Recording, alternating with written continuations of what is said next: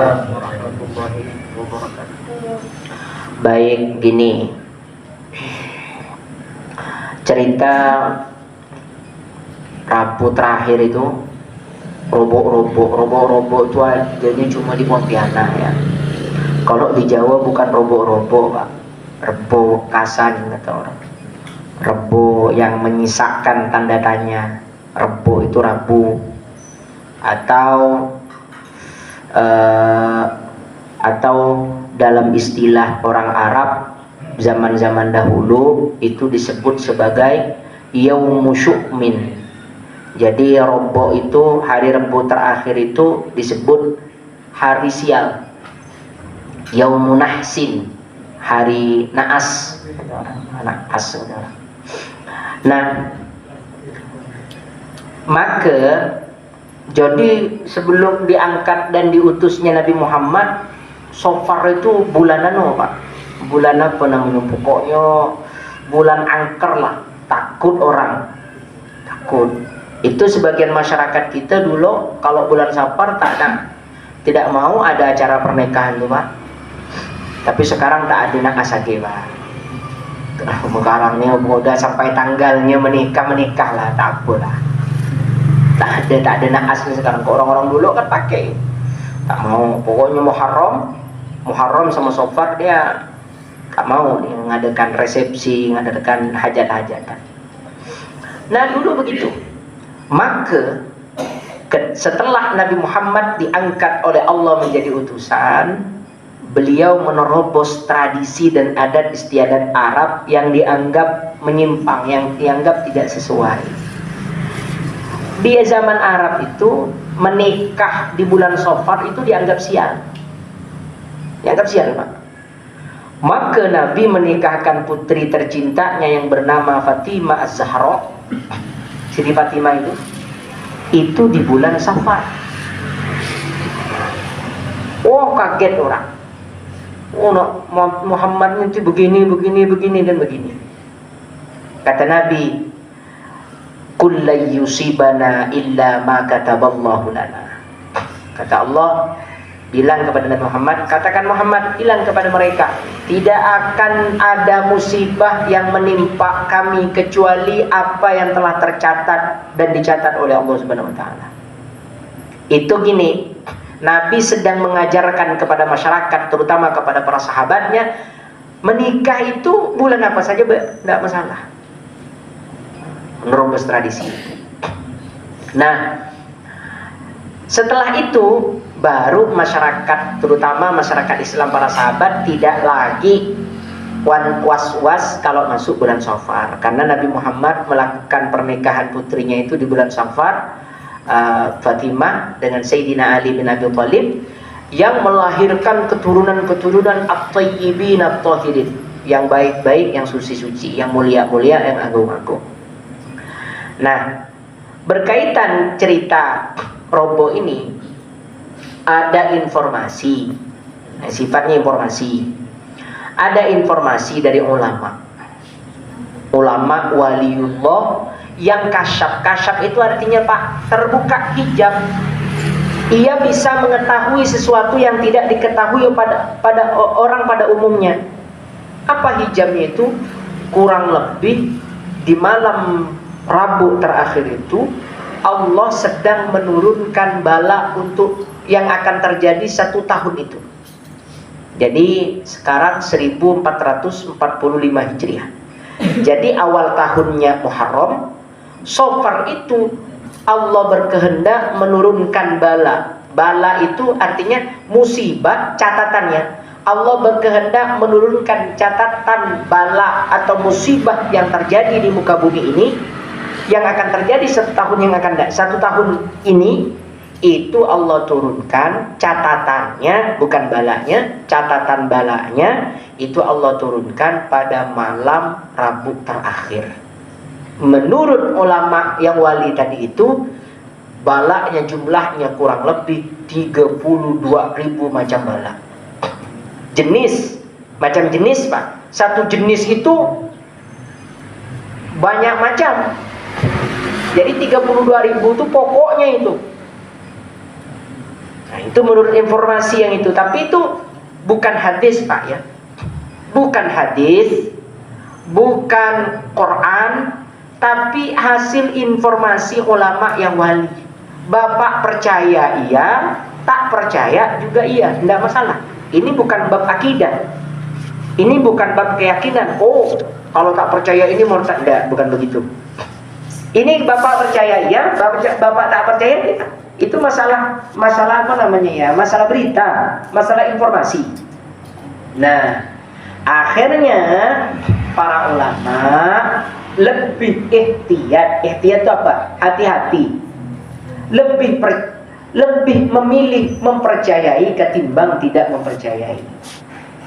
Akhirnya melakukanlah yang namanya riyadhah atau melakukan penelitian. Akhirnya banyak pendapat-pendapat yang bermunculan, cara-cara menghilangkan atau menolak bala. Yang pertama, ada yang pakai sholat, namanya sholat sunnah hajat lidaf'il bala. Jadi sholat sunnah hajat. Kalau bapak mau melakukan ini, besok siang boleh melakukan, atau malam ini boleh melakukan. Niatnya usolli sunnatal hajat lidaf'il bala sunnatan lillahi ta'ala. Jangan usolli sunnatan lidaf'il bala Pak ya. Itu tak ada dalilnya. Sholat hajat ada. Sholat hajat lidaf'il bala. Jadi bapak mau melaksanakan sholat hajat tujuannya untuk nolak bala. Itu benar.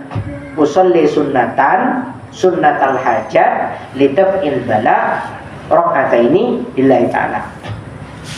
Rakaat pertama setelah Fatihah baca Al-Kautsar, inna a'tainakal kautsar 17 kali.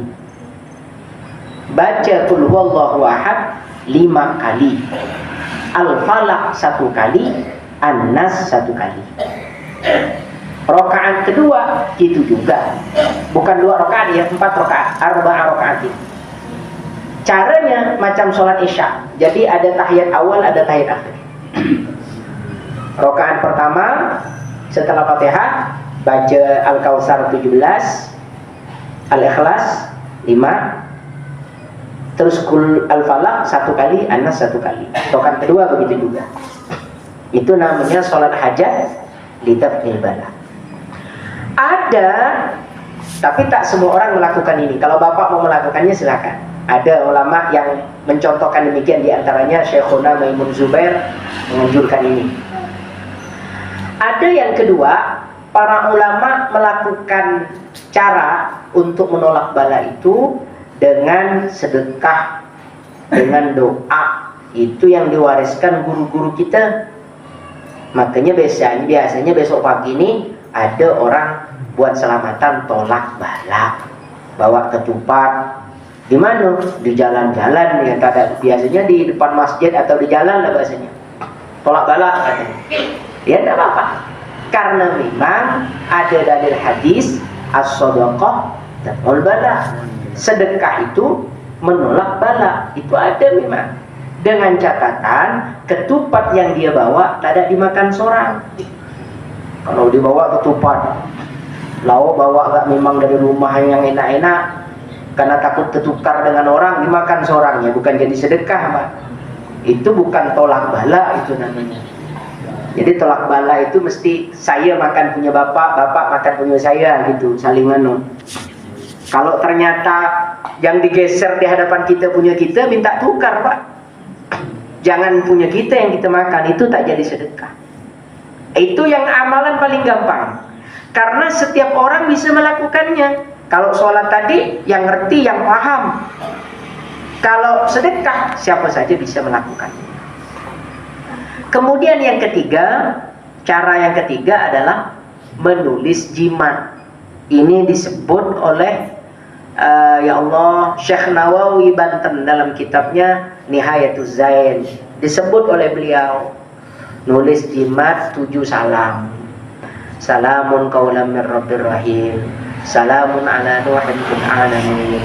salamun ala Ibrahim, salamun ala Musa wa Harun, salamun ala Ilyasin, salamun alaikum bima sabartum fa ni'mat uqbad dar, salamun hiya hatta matla'il fajr. Ditulis, diminum, maka insya Allah selama 1 tahun kita sudah ada benteng dan kita diselamatkan dari bala dan musibah. Ada yang begitu. Ada informasi lagi, ini sifatnya informasi. Maka insya Allah malam ini saya nak nulis, Pak. Nanti minta tolong Pak Ahmad siapkan pen dan buku. Saya nak nulis, simpan naik nanti kita minum lah masing-masing. Tapi jangan dimandi, jangan, bukan untuk mandi Pak ya, untuk minum. Jadi apa namanya itu, nanti entah timba atau entah apa yang bisa, yang penting airnya bisa diminum Pak Ahmad, bisa diminum. Saya letakkan, nanti jemaah kita semua ini minum lah di situ. Kalau sebenarnya ada informasi lagi, kalau yang diajarkan oleh guru saya, orang tua atau guru sepuh di tempat saya menyantri dulu. Kalau di pesantren saya dulu Pak, malam Rabu ini pelajaran libur. Sama itu saya lakukan dengan santri-santri saya. Di pesantren saya malam ini tak ada kegiatan. Apa yang dibuat anak-anak santri? Nulis jimat. Nulis jimat Pak. Jimatnya dikemanakan? Besok subuh jimat itu dibagikan dengan tetangga-tetangga. Untuk apa? Diletakkan di tong air, diletakkan di tempayan, diletakkan di kamar mandi, bukan di tempat WC-nya, di apa namanya itu, di bak mandi. Bak mandi. Supaya kan gini, kenapa diletakkan di air? Karena sesuatu yang pasti kita akan bersentuhan dengannya itu adalah air. Ketiga, air itu tempat kesenangannya setan-setan Pak. Air itu. Maka air itu mesti, setan itu kalau dengan bakteri, dengan obat-obatan itu tidak takut dia. Maka untuk menetralisir itu, meminta keselamatan kepada Allah, air.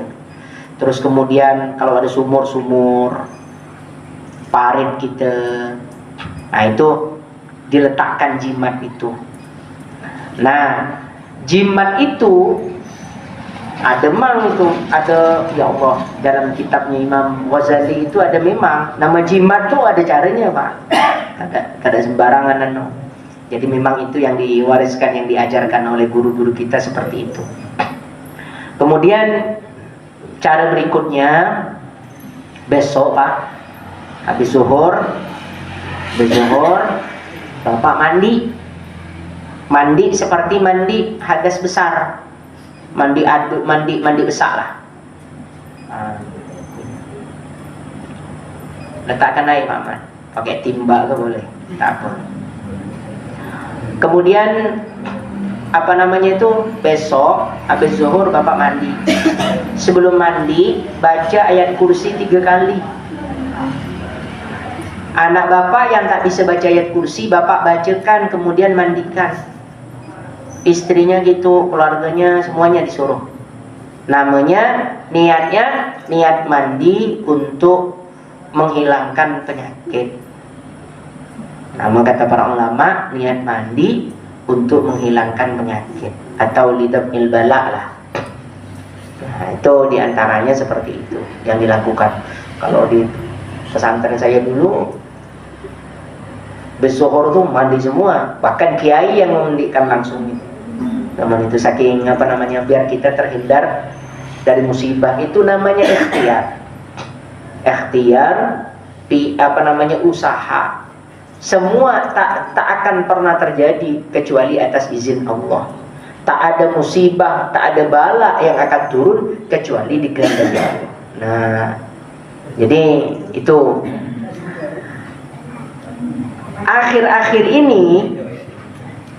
akhir-akhir ini robok-robok itu sudah menjadi sebuah tradisi, bahkan dimanfaatkan jadi wisata, tempat wisata, wisata macam-macam, wisata dan lain semacamnya. Akhirnya orang berbondong-bondong ke situ bukan cari doa selamat, cari barang murah nak belanja. Ya, tidak apa-apa juga, tidak apa-apa, tidak dianggap menistakan leluhur, tidak, karena memang udah berbeda dengan zamannya.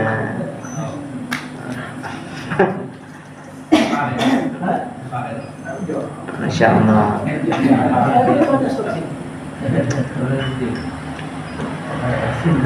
Nah, ini bagian dari usaha dan juga disebutkan oleh para ulama.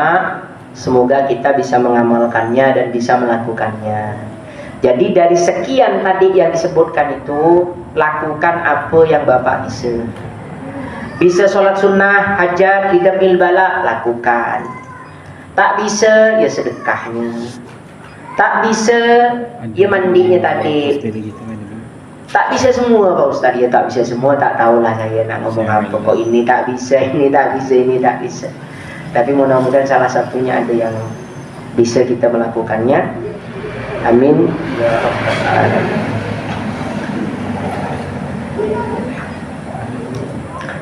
Demikian, mudah-mudahan barokah manfaat, mudah-mudahan berbarengan dengan keridhaan Allah Subhanahu wa taala. Jadi ilmu yang mengantarkan kita ke surganya Allah, jadi ilmu yang mengantarkan kita kepada keridhaan Allah. Amin ya rabbal alamin. Bismillahirrahmanirrahim. Allahumma ja'al jama'ana hadza jama'an marhuma wa tafarruqana min ba'dihi tafarruqan mubarakan ma'suma wa la tad'a fina wa la minna wa la ma'ana syaqiyan matrudan aw mahruma. Sallallahu Muhammadin wa ala alihi wa sahbihi wa baraka wa sallam. Walhamdulillahi rabbil alamin.